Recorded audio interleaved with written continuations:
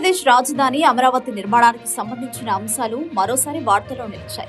ABN ఛానల్లో జరిగిన live చర్చా కార్యక్రమంలో ఆ ఛానల్ అధినేత వెంకటకృష్ణ చేసిన వ్యాఖ్యలు, అలాగే ఒక ఆర్థిక విశ్లేషకులు వెల్లడించిన వివరాలు తీవ్ర చర్చకు దారితీశాయి.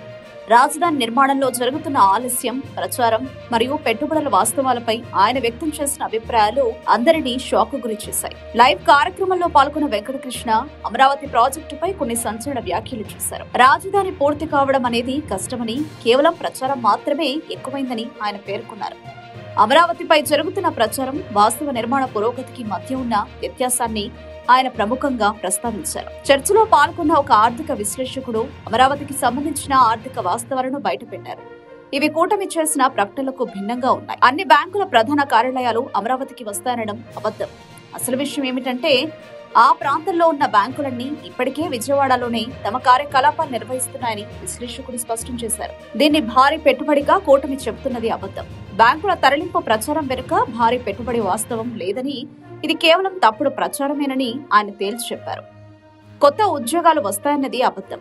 అమరావతి నిర్మాణంతో భారీ స్థాయిలో కొత్త ఉద్యోగాలు వస్తాయనే ప్రచారం కూడా నిరాధారమైనదని, ఈ విషయంలో ప్రజలను తప్పుదోవ పట్టించారని విశ్లేషకుడు ఘంటాపథంగా తెలిపారు. విశ్లేషకుడు మరింత కీలకమైన అంశాన్ని లేవనెత్తారు.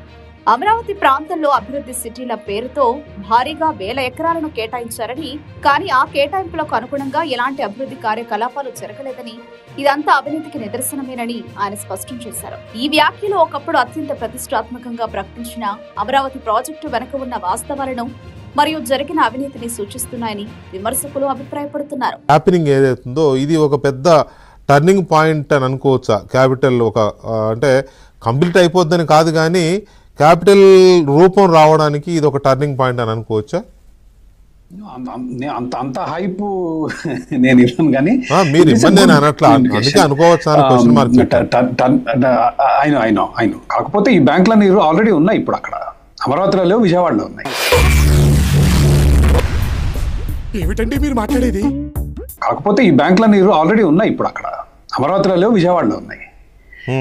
సో దీని ఏదో భారీ పెట్టుబడిగా వచ్చింది అని అనటం కాదు, కానీ దాదాపు 10 సంవత్సరాలుగా వాళ్ళకి ఆల్రెడీ ఆపరేషన్స్ ఉన్నాయి. కాబట్టి దీని మూలంగా కొన్ని కొత్త ఉద్యోగాలు రావచ్చు, కానీ విరగబడి ఉద్యోగాలు వస్తాయనేది కూడా లేదు. ఆవిడ కరెక్ట్ గానే చెప్పిందిరా.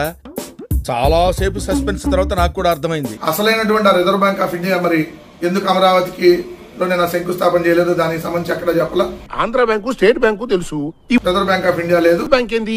మీరు చెప్పిన బ్యాంకులన్నిటికీ బాబు స్పోర్ట్స్ సిటీ అన్నారు. 16,000 ఎకరాలు ఉంటే దాంట్లో 2030 ఎకరాలు అన్నట్టున్నారు పట్టాభి గారు. Sports city వస్తుందన్నారు.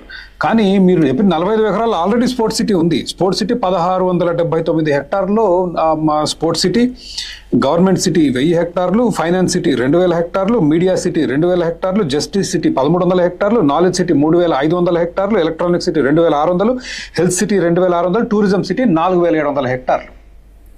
ఇవి ఏమైపోయాయి? ఇవన్నీ ఎవరికి ఇచ్చాము? ఆ ల్యాండ్లు ఎవరికైనా ఇచ్చేసారా తెలియకుండా? లేదంటే కొత్తగా ఇప్పుడు స్పోర్ట్స్ సిటీ అంటే ఏమైనా ప్యాకాడ్ క్లబ్లు ఇలాంటి ఏమైనా కొత్త స్పోర్ట్స్ ఏమైనా తీసుకురాబోతున్నారా? ఇది అన్స్టాపబుల్ దోపిడీ.